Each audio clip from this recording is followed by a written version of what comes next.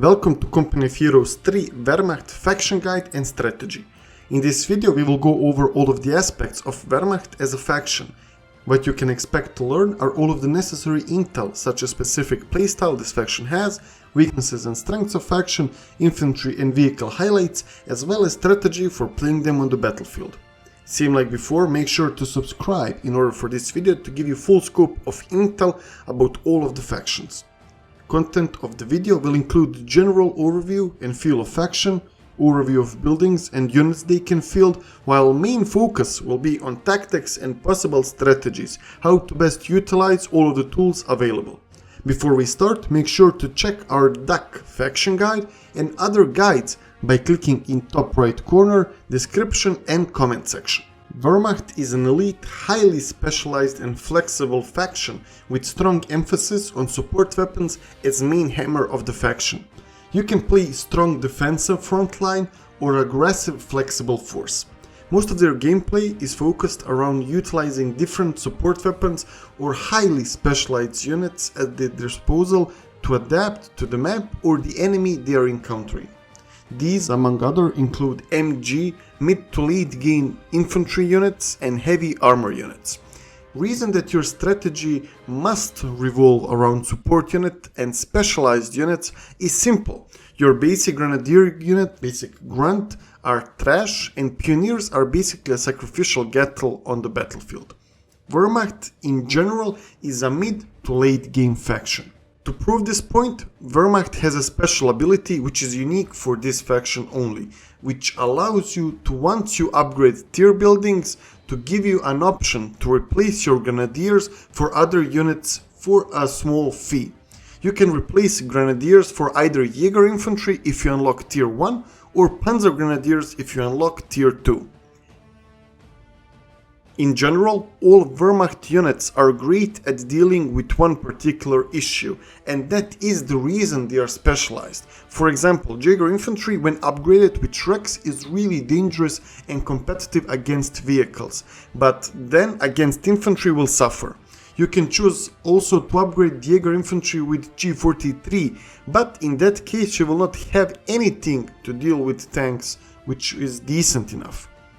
On the other hand, Panzer Grenadiers are equipped with STGs and are close-range beasts, but they do not have any capacity to engage any vehicle. Another example of a really specialized unit is a Brumbar heavy tank chunky beast, which will decimate any infantry blobs, but it will be killed by Steward if it's in 1v1. So just by looking at this, you can see that your roster should include several specialized units which will have to work in conjunction, as alone they cannot hold the line in a realistic fight. The good part is that we can basically select which specialized units we want to get, and we do not have to follow particular order in our build. One more thing with this faction is that their veterancy system, which you can unlock through your bases. So you can unlock the base veterancy upgrade, which will help you with acquisition of veterancy and will instantly give you one vet for infantry unit of choice. Now, with regards to commanders, compared to Duck, Wehrmacht gameplay can heavily be influenced by commanders, and even the main army roster can be adjusted based on commander you pick instead of just filling the roster. We will speak more of commanders in the other section of this video. Main strength of Wehrmacht comes in a proper adjustment to the conditions of the battlefield. As you rely on stronger support weapons and specialized troops, in-game you should use them based on the needs to counter enemy. If you are fighting in town, Panzer Grenadiers, Fallschirmjägers or Strosstruppen with STGs can work really well. If you are fighting, for example, open ground, Jäger with Shreks and Wirbelwind are a great combination. We need to mention Kettenkrad, which is a unique unit for early boost of points only available for Wehrmacht. Late game combination of specialized unit in a solid frontline will make it a challenge for anyone to deal with. And also another strength is that commanders will provide you with excellent units and utilities on the battlefield. Speaking about weakness, you have a trash starting units, which will force you to play slower and setting up your MGs properly and using basically every advantage you can get just to be same or try to be same with others. Another thing is that these specialized units need support of other specialized units or weapons in order for them to function to the fullest. Speaking about Wehrmacht buildings, from Tier 0 HQ you can get Pioneers and Kettenkrad. And also you can get a healing upgrade which will heal all of your infantry. From Tier 1 infantry company building you can get Grenadier, MG, Mortar and a Sniper. This is a must building at the start as it unlocks you with the ability to select and build any other tier building you want after this. I will also mention while we are speaking about this tier that every other tier building will have same veterancy upgrade, which I will mention here now and will not mention it forward. So this veterancy upgrade will give all of your infantry units from this tier one vet and provide them with veterancy acquisition bonus going forward. Now from Tier 2 Luftwaffe company you can get Jaeger units 2-1 scout car, Flak 38 AA gun, Verbal Wind and Marder.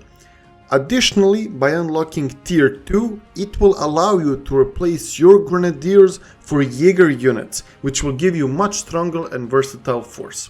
Going to Tier 3, our Panzer Grenadier company, Shocker, you can get Panzer Grenadiers, Pack, 251 half-track, Nebelwerfer and Stag 3G. Unlocking this tier will allow you to replace Grenadiers for Panzer Grenadiers, which will allow you to focus a little bit more on close range. Last tier is Tier 4 Panzer Company, from which you can build Elite Strasstruppen, Panzer IV and Brummbär. One additional ability from this tier is Side Skirts, which will upgrade all of your vehicles from this tier with side skirts, giving them more armor. Commanders for Wehrmacht faction are really important and are giving you powerful units which might change your playstyle. First commander we will speak about is Luftwaffe Battle Group, and they are focusing on giving you early boost with Fallschirmpioneers to start a little bit more aggressive and infantry heavier at the start, where usually you would struggle. Mid and late game you will gain access to Fallschirmjägers, which are powerful elite infantry which can engage at all ranges, and they also have access to Panzerfaust. You will also unlock access to Flak 88 emplacement and powerful loiter aircraft ability which will patrol the area and devastate all targets. This commander on itself can instantly make you skip Tier 2 as you will have it covered already. Mechanized Battle Group is giving us two great trees, ending with powerful units.